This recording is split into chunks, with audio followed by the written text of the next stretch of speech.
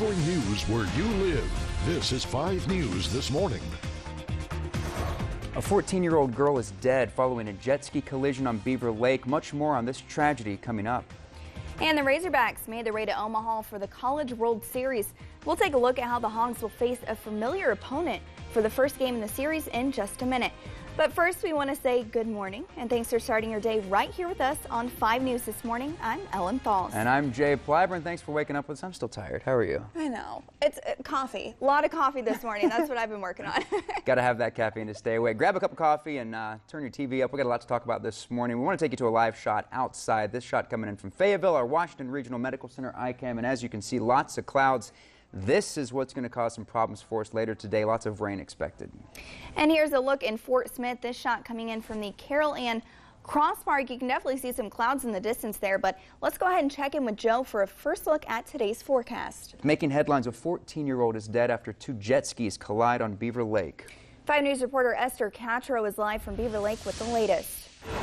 Investigators say the adult who hit the teen by mistake could face reckless operation of watercraft charges. And of course, we'll keep you updated on this story on our website, 5newsonline.com. And the Razorbacks made their way to Omaha for the College World Series, and so did our 5 News sports team, Chris Brees and Bobby Swafford.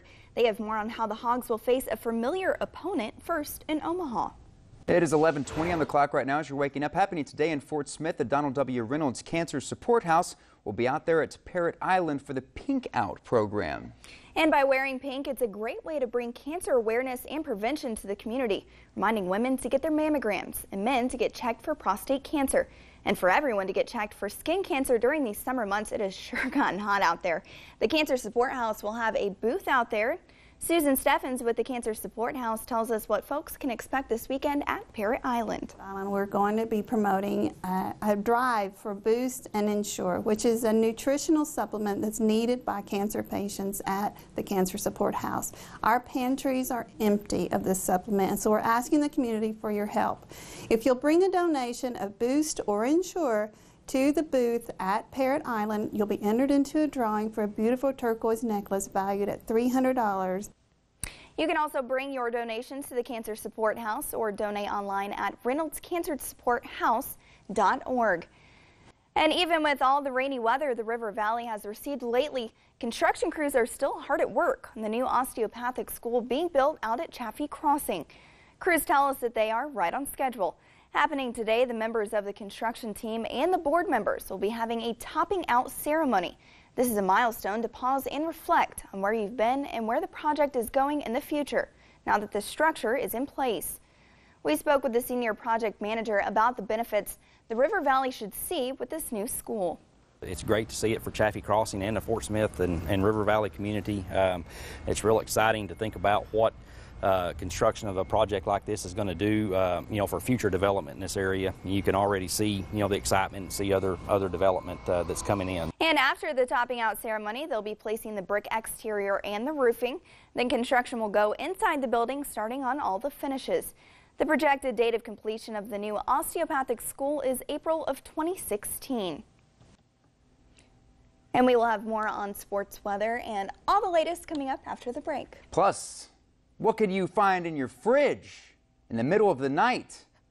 That's next. Covering news where you live. This is 5 News at 9. Despite triple-digit heat, several people came out to the Altus Grape Festival today.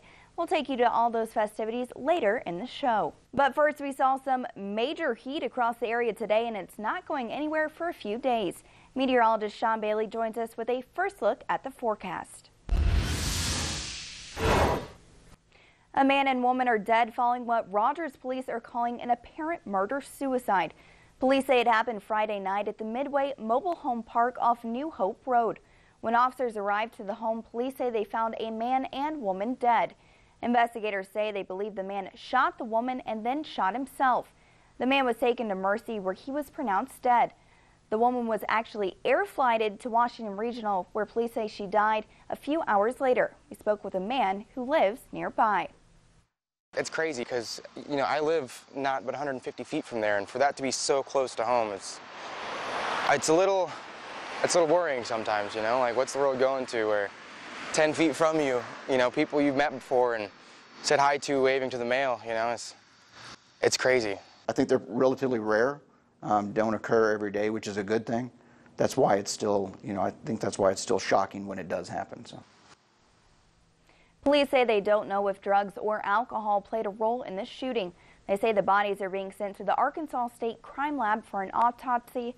Their names have not yet been released. A man was life-flighted following a motorcycle crash in Benton County. Arkansas State Police say the accident happened a little after 9 this morning on Highway 12 in the Beaver Shores area. State Police say the man was life-flighted to Rogers to a local hospital. The accident did cause some delays on the highway earlier, but it is now clear. State Police say the man's condition was listed as serious. His name has not yet been released. The 32nd annual Altus Grape Festival attracted hundreds this weekend. 5 News reporter Amy Slanchik has more from the wine capital of Arkansas. Fresh grapes, homegrown grapes. Fresh grapes, homegrown grapes. James Dollum is here to sell grapes. $10. He's been growing grapes for more than 20 years, and a lot of people spent the day stomping them. Me and her stomped all the grapes in the bucket. And it wouldn't be a grape festival without wine. Several vineyards offered tastings for a couple dollars. But there is something here that doesn't belong. Now the Grape Festival is all done for this year. We'll see if any strawberries try to make an appearance next year. Well, the first cidery in the state opened its doors today. It's called Black Apple Crossing, and it's located off Emma Avenue in downtown Springdale. The cidery is serving 4 ciders right now, but the flavors and quantity will change with the season. We spoke with one of the owners. He says their indoor tap room and outdoor patio area has been packed all day. It's a first in many ways. It's a first cidery in the state. It's a kind of a first place to go after 5 on downtown Springdale. Downtown Springdale is going through this awesome revitalization, and so that's kind of our take on it. It's we want to be a reason that you stick around. Black Apple Crossing has an outdoor patio area that is dog friendly. The cidery will be open Thursday and Friday from 5 to 9, Saturday from 11 a.m. to 9 p.m. and Sunday from 1 to 5. 2 University of Arkansas athletes were arrested after police say they took explicit photographs of a drunk woman while she was passed out. 5 News reporter Dylan Thomas joins us live from the University of Arkansas with more. Dylan. The 2 men bonded out of the Washington County Detention Center earlier today and were suspended indefinitely from the Razorback golf program. Arkansas Governor Asa Hutchinson is in town tonight. It's one of the stops on a tour to promote computer science classes throughout the state. 5 News reporter Aubrey Killian joins us live with more on what the governor had to say, not only about the classes, but some other current hot topics as well. Aubrey. According to an investigation conducted by a team picked by the Washington County Quorum Court, there may be another bridge in the county that needs to be examined. The team's investigation stems from faulty construction of the Harvey Dowell Bridge near Elkins and the Stonewall Bridge near Prairie Grove. But at last night's Quorum Court meeting, the team's report showed a third bridge that may need to be looked at. According to the report, the bridge on County Road 62 near Farmington was built by the same crew as the Harvey Dowell.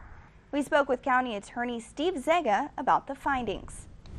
That is one of the bridges that the State Highway Department has inspected and looked at and told us it's okay for traffic to be on. Supercell storms and tornadoes are wreaking havoc in the Oklahoma City area this afternoon. Take a look at this large wedge tornado. This was just about an hour ago southwest of Oklahoma City near Bridge Creek. It was more than a mile wide.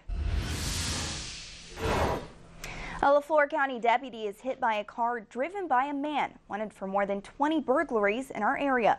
New at 6, 5 News reporter Amy Slanchik has the latest on the search for the suspect. We don't know if he was armed or not, but we're going to consider him dangerous because he has attacked a law enforcement officer using a vehicle. While investigators were chasing. The sheriff also tells us Bowden has 3 felony warrants in Haskell County for possession of a controlled dangerous substance and grand larceny. If you have any information on the 2 suspects, you were asked to call police. We'll get to the headlines in just a moment, but first we want to say good morning to all of you. Thanks for waking up with us on your 5 News this morning. I'm Ellen Thalls. And I'm Jay Plyburn. Happy St. Patrick's Day, Ellen. Yeah, I like the green. Looks Thank good. You. I got green on from head to toe. Y'all don't even know. Let's send it over to Joe for a first check of the forecast. Hey, Joe. It's also a big day for the Arkansas women's track and field team. Hundreds of people will be coming together for a pep rally today after the team won its first ever national title over the weekend. Not only did the team defend the home track, they also scored a program best of 63 points. The big celebration is happening from 12:30 to 1 this afternoon at the Arkansas Union Mall. Everyone is welcome to come out and celebrate with the team, get some autographs, and there will even be free pizza. Employees of the Van Buren Police Department are packing up their belongings and preparing to move across town into the newly built police station. 5 News reporter Meredith Marnie joins us live with a look at the department's big move and what it means for the community. Good morning, Meredith. Springdale's mayor is speaking out against a recent spike in gang-related activity in the community near Jones Elementary School. Mayor Doug Sprouse tells us his city is still a safe place to live. Police say they responded to 3 gang-related shootings since early Friday morning. They say the first shooting happened at Applegate Apartments, killing 18-year-old Fabian Rodriguez. Police say there were 2 other drive-by shootings on Pierce Avenue less than 24 hours later. The mayor tells us he will not allow the city to be overtaken by gangs. We will not allow ourselves to be defined that way. We will do whatever it takes to make sure that that this issue is dealt with forcefully, effectively, and permanently. Now, according to police, several people have been arrested in connection to the shootings, but police say they're still looking for a person of interest who they believe was involved in one of the shootings on Pierce Avenue. Right now, his name is not being released because he's a minor. New at 10, 2 people were injured in an explosion in Sequoyah County and are now recovering at the hospital. According to Sheriff Ron Lockhart, a man was shooting at explosive material inside a cook stove in a yard in Liberty, Oklahoma. The shooting then resulted in an explosion, which caused small fragments from the cook stove to hit a 22-year-old and an 8-year-old. The 8-year-old was taken by helicopter to a Tulsa hospital with critical injuries. The other victim was taken by ambulance to a Fort Smith hospital. We spoke to nearby residents who say they heard the explosion. And then all of a sudden we heard like it's like a cannon sound and like made a really loud sound, boom. And I heard it plumb in the house, so it was pretty bad, and I felt part of the house shake. The sheriff's office isn't releasing the names of the victims at this time. The incident is now under investigation.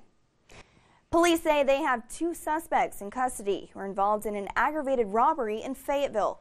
Police say they received a tip that the 2 men were at an apartment on Morningside Drive. Investigators say that during the robbery on Saturday, the suspects hit the pharmacist in the head.